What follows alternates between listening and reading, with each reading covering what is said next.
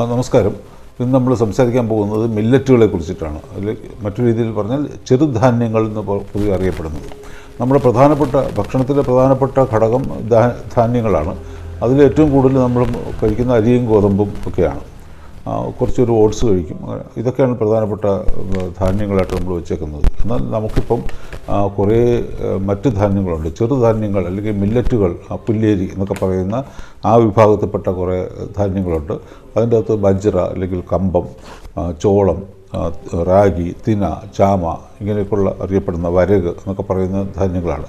ഇതൊക്കെ മെച്ചപ്പെട്ട ധാന്യങ്ങൾ തന്നെയാണ്. അതിൻ്റെ ടേസ്റ്റ് ഇഷ്ടപ്പെടുന്നവർക്ക് തീർച്ചയായിട്ടും അരിക്കും ഗോതമ്പിനും പകരം ഇത് പരിഗണിക്കാം എന്നുള്ളതേ ഉള്ളൂ.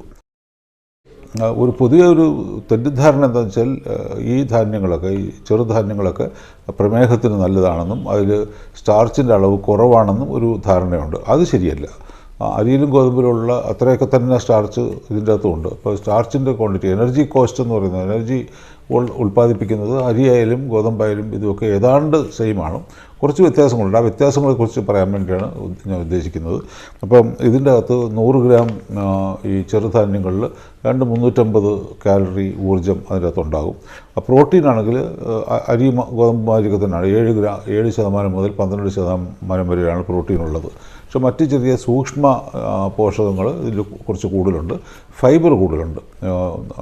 ഫൈബർ എന്ന് പറയുന്നത് ഏതാണ്ട് 10% ഫൈബർ ഇതിൻ്റെ അകത്തുണ്ടാകും. ചില ചെറുധാന്യങ്ങളിലൊക്കെ കുറച്ചുകൂടെ കൂടുതൽ ഫൈബറുണ്ട്.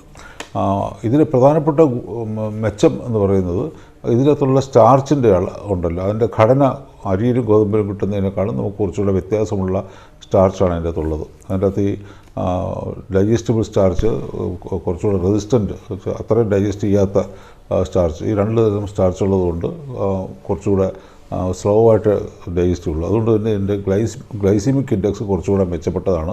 ഈ ഭക്ഷണം കഴിച്ചിട്ടുള്ള ബ്ലഡ് ഷുഗർ നോക്കുമ്പം, ഈ പോസ്റ്റ് പ്രാൻഡിൽ ബ്ലഡ് ഷുഗർ നോക്കുമ്പോഴത്തേക്ക് ഗോതമ്പ് കഴിക്കുന്നതിനേക്കാളും കുറച്ചുകൂടെ സാവധാനമാണ് അത് ഉയരുന്നത്. അപ്പോൾ കുറച്ചുകൂടെ പോസ്റ്റ് പ്രാൻഡിൽ ബ്ലഡ് ഷുഗർ ആ സമയത്ത് നിയന്ത്രിക്കാനായിട്ട് കുറച്ചുകൂടെ നല്ലതാണെന്നുള്ളതാണ്.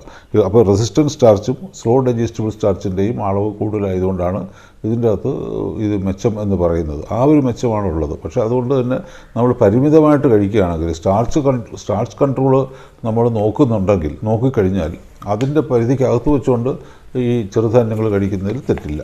പക്ഷേ ഡയബറ്റീസ് മെച്ചപ്പെടുമെന്നോ അല്ലെങ്കിൽ ഇതിനകത്ത് സ്റ്റാർച്ച് ഇല്ല അല്ലെങ്കിൽ ഷുഗർ ഇല്ല എന്നുള്ള ധാരണയിൽ കഴിക്കുന്നത് അത്ര ശരിയല്ല. മില്ലറ്റ്സിൻ്റെ അകത്തും ധാരാളം സ്റ്റാർച്ച് ഉണ്ട്.